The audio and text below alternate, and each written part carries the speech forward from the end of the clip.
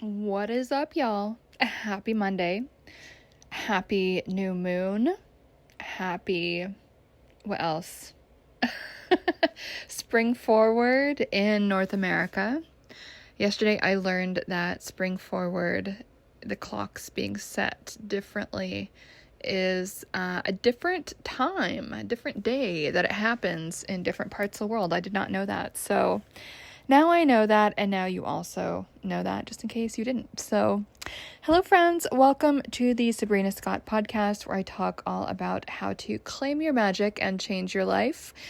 I talk a lot about life, love, healing, spirituality, witchcraft, magic, tarot, mediumship, energy work, animism, feminine energy, reclaiming our power, healing from the things, and all of that. So it's been, a week since I did an episode. I don't know why. I think I just needed a bit of a breath, I think, as sometimes we do, and I like to honor that whenever I feel it. But today I'm feeling a little bit inspired. I got a massive, couch back thing pillow for the long side of my bed, and I'm just in the best mood because I've been able to work in bed all day without being propped up by tons of pillows, and this is like a proper work pillow. Anyway, probably boring to you guys, but for a bed dwelling disabled person working from home, it has been amazing. And on that note, I've started my spring cleaning by kind of reorganizing my apartment, and the room that I reorganized the most was actually my bedroom. So I'll be sharing the books that I read about this in my Claim Your Magic community and membership for the April book list.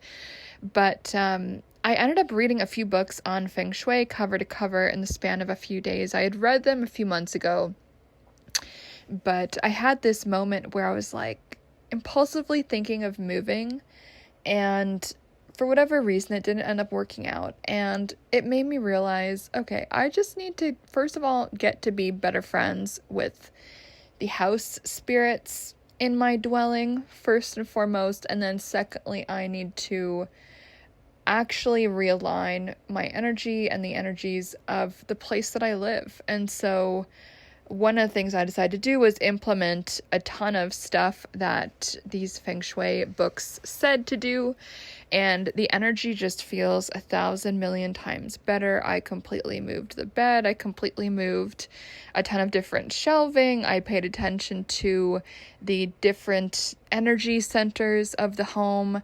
I completely decluttered a few different areas, and it's just made so much of a difference. And I love looking at stuff like this, even though I do consider myself to be an expert of sorts in Western magic and energy work. I still love to read books and learn more about energy work from different traditions, and Feng Shui is pretty much that. And it's really cool to see what a completely different cultural context, how they have understood and wrote out and talked about how to troubleshoot weird vibes. And so it's been really cool to blend that with my own understanding of energy and how it works. And it's been really cool to notice the instantaneous better flow of energy in my space alongside the implementation of these really cool things. So my spring cleaning has started with that. My decluttering is going to be continuing over the next few weeks, probably the rest of the month. And I would really encourage everyone to think about doing the same, because this is just such a good time. We're about to move into Aries season. Spring equinox is around the corner. This beautiful time of balance, this complete equilibrium between light and the darkness. And we're not going to get another opportunity to work magic that is about perfect balance and perfect harmony again until the fall equinox down in September. So this is such a potent moment. There's so much swirling around with this. And to be honest, I love both the equinoxes, but there is something really special about the spring equinox because it reminds me of the waxing crescent moon. It's this time of the year that is all about growth, planting seeds, possibility, and just ramping up our energy. And there is just something that feels so fucking awesome about that. And just a little plug in my community and membership this month. The March live class is actually taking place this Saturday morning, Eastern Time, 11 a.m. And it's going to be on spring equinox magic. You can join up the community to get access to that for as little as $37 per month. I know, it's a steal. I have lost my mind. And if you want the more fancy version where you get a live coaching session with me to ask about whatever the fuck it is going on with you, that is $147 a month. And there's going to be a little link in the description of this podcast episode, so you'll be able to click around and join up if you want to. And if you got any questions about that, holla. So I would be happy to help. So anyway, that's kind of my introduction to today, talking about spring. It is coming. It is not yet spring, but I can feel the energy, and it's honestly putting me in the best mood. And doing that switcheroo of physical items in my space, moving different items into different places, has been just so fucking dreamy. To put certain things into my bedroom, like my bag shelf, my stuffed animal shelf. I probably talked about this before for those y'all who have been in my space for a really long time. I always am in this constant space of checking in with my inner child, and on occasion I'll grab a new really adorable stuffed animal to add to my collection. And all of that was in the hallway, and my bags were in the hallway, and it's been so amazing to just bring all these things that bring me so much joy and represent so much transformation all in one space, really into my bedroom, which our bedrooms are supposed to be this kind of sanctuary of us and this place that we honor ourselves. And so it's been just so meaningful to me to bring all of that into the bedroom as opposed to the hallway. Anyway, more on that later. Spring cleaning, spring vibes, and of course, spring equinox magic. Check out the membership community for more deets on that. I'm sure I'll be talking about it a little bit more as we go along. Anyway, today's actual episode topic is in response to something I've seen on social media recently, and I've seen different iterations of this for probably years, but it's popping up a lot lately, and I just want to address it because I think it bothers me. I'll just say that.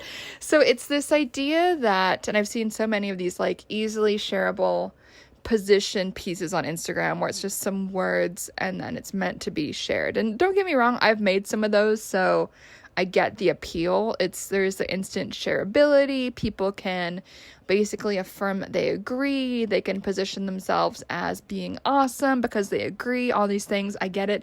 I share a ton of stuff like that myself. Totally cool. That being said, this one bothered me. And so it basically was saying that if your spirituality, if your spiritual practice is not incorporating in some way like global issues into your spirituality, then basically what you're doing is just narcissistic, delusional masturbation. And I know people who think this, like they think they're doing something good. They think they're being like woke. They think they are speaking up for the oppressed, speaking up for the downtrodden. They think they're being activisty. They think they are shaking sense into people who are spiritually bypassing. And I don't actually think that's what's happening at all. I think it's actually just like arrogance in a way. I think it's arrogance. I think it is self-obsessed. I think it is this kind of victim cult mentality. But even more important than all of that, this virtue signaling thing that has invaded everything, including spiritual communities. And don't get me wrong, I guess when I was much younger, I used to probably engage in some of this stuff as well in my own way. Now I'm older, I've learned more things, and so my opinion is a bit different. But my message today is not just, oh, these people have got it wrong. I think that's true. But I think what's more important for me to communicate here today is that it is absolutely a-okay if your spirituality, if your spiritual practice is incredibly fucking local. I'm going to say it again because I think it's important. It is a-okay if your spirituality is local. it is okay if you're, and here I guess I'm kind of doing the same thing. I'm like giving this deep position statement and like, it is what it is.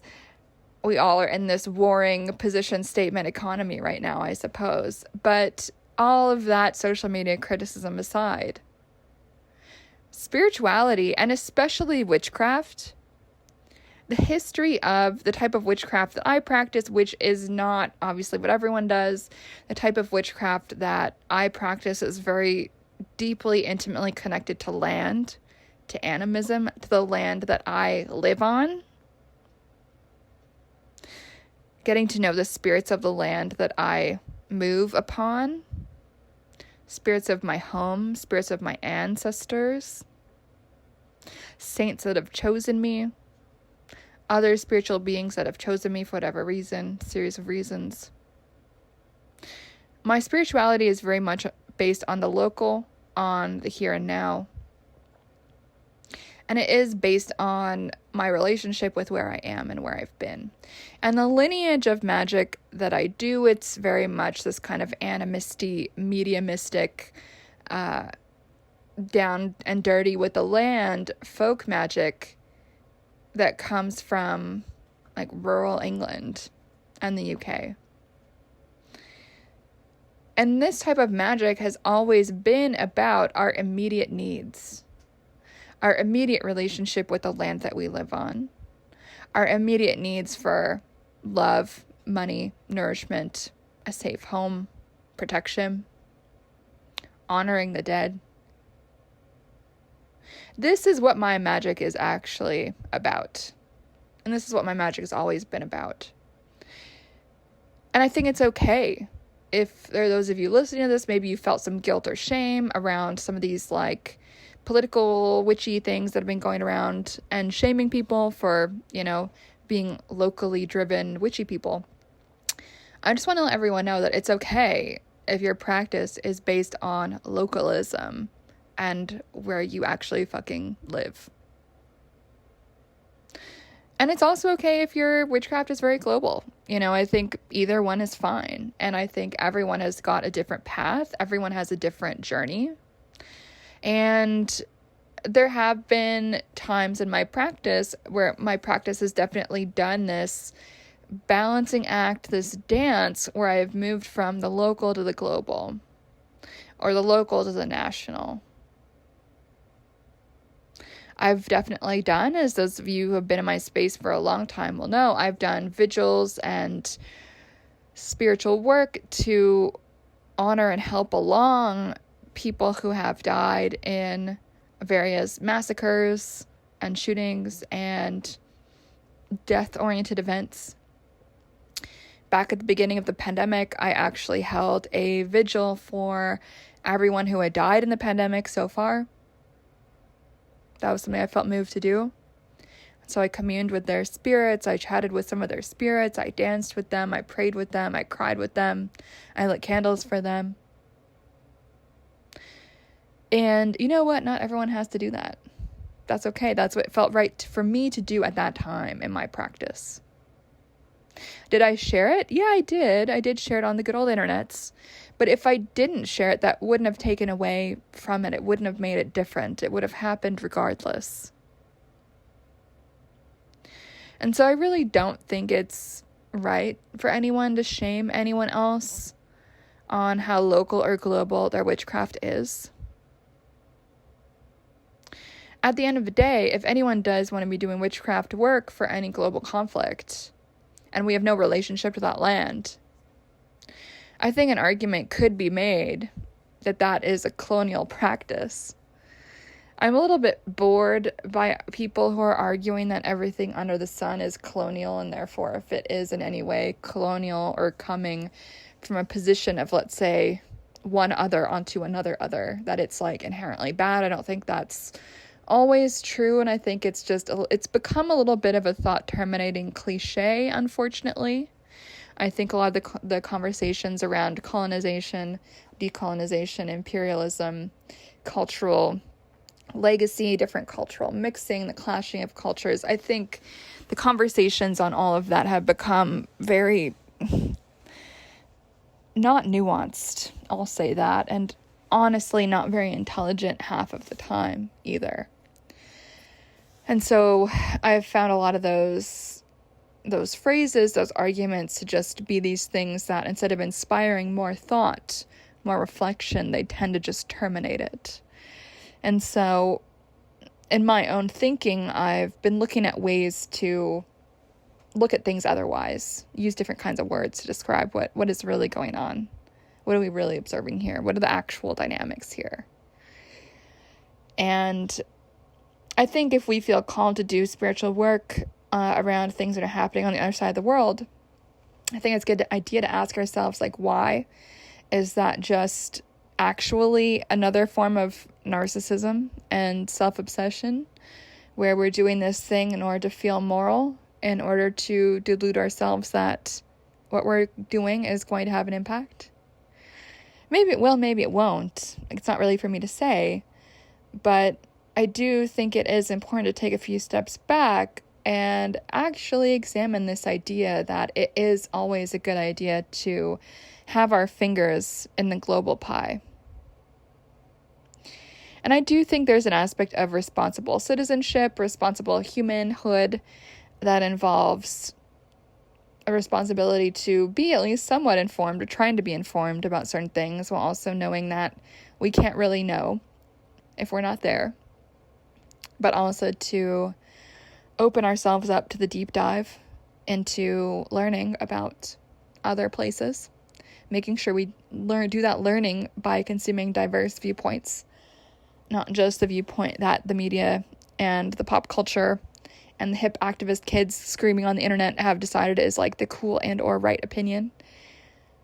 You know, it was really only when I started doing that I changed my mind about a lot of things. And I'll leave that part there, but let's get back to witchcraft. If you do have connection to these faraway places, it makes a little bit more sense to do magic around that. But if you don't, I would really just reconsider if you feel called to do so, like, why? Do you really know enough to do that? Are you the right one to do that? And then we're into the realm of magical ethics, which obviously is a really important and interesting topic. There's ethical debates in the realm of witchcraft where people really will debate on, can I do a healing spell for someone if they don't believe in witchcraft? Or if I haven't asked them actively for their consent, can I do that?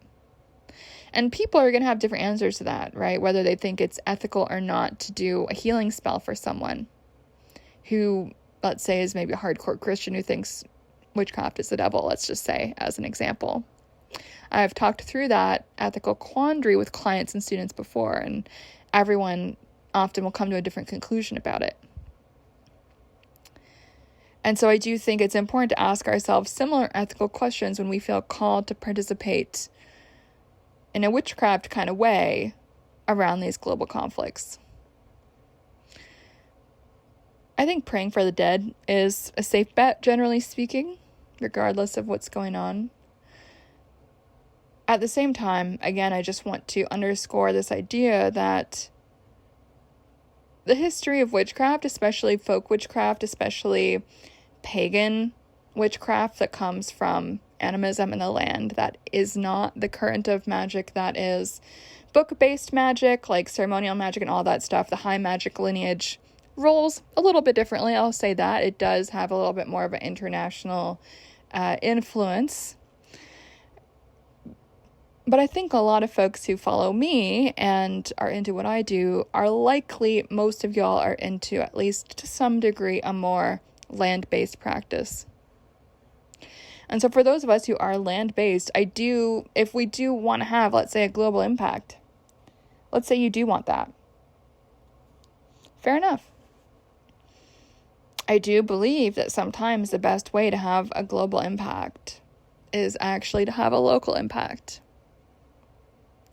The best way to change our communities, the best way to have better relationships, is not to go around and change others. It's actually to change ourselves. And so, honestly, don't let these social media bullies, get to your head. I just want to say that. It is absolutely okay to have a local witchcraft. It is absolutely okay to be focusing your witchcraft on your immediate environment. Doing witchcraft around, let's say, the conservation of habitats in your area that you live. Protection magic around the area that you live. Protection magic for maybe your farm animals or your cats or your dogs. Protection magic around your family. Protection magic around that distant cousin of yours who, I don't know, is in an abusive situation and you really hope they will leave it soon. Healing magic around your own lineage. Healing your own trauma. All of that is very local forms of magic. And so if any random idiot on the internet, in witchy land, on Instagram mostly, but everywhere really, is going to tell you that you're not a good witch or that your witchcraft is really just narcissistic, self-indulgent bullshit because you're not doing and posting witchcraft about the conflict in the Middle East, like, that person is just wrong. They're just flat out wrong. I'm just going to say that. If they want their practice to be all about that, that's cool. Do that. But not everyone's path curves that direction. And what I would love to see in witchy land is more acceptance of people with diverse practices and an acceptance of local witchcraft and local magic as also incredibly powerful. It has a potential to be incredibly political if you want to take it that direction. And it is in no way lesser witchcraft to be focused on our home base. And so that's my message for today. Clearly someone's post rubbed me the wrong way, but I have seen rhetoric like this for a really long time. And I think each type of magic has its place. It's up to each and every one of us what path it is that we're walking and where we want to, and where we feel called to direct our own energy. And so for anyone who feels compelled to go yell at people, please just focus on your own path. It's okay to have opinions, but when we're shaming other people, it's let's not do that. Let's just all coexist in our different witchcraft practices. Some of us are going to be really local focused, and thank God for that. And some of us are going to be global focused, and that's cool too. So a fist bump and a high five in particular to all my fellow locally focused witchy folks who are doing that important spiritual work at home, in your own neighborhoods, in your own town, in your own city, to heal yourself, your family, your community. That shit is fucking valid as hell. Okay, that's the message for today. Much love, people. The links are going to be in the description of this episode. Click the links. If you don't have my freebies, also my top 13 witchy books list and my easy breezy for tarot spreads guide, the links are in there too. The link will also show you my books, my journals, my clothing. Definitely going to want to check that out. Some new stuff will be dropping soon. And then, of course, there is a big fat link in there to join up my Claim Your Magic community and membership, which, again, we'll be having this really fun class on Spring Equinox Magic this coming Saturday. Everyone will get the recording, even if you can't come live. All right, friends, that's it from me. I'll chat with you guys soon. Much love. Bye.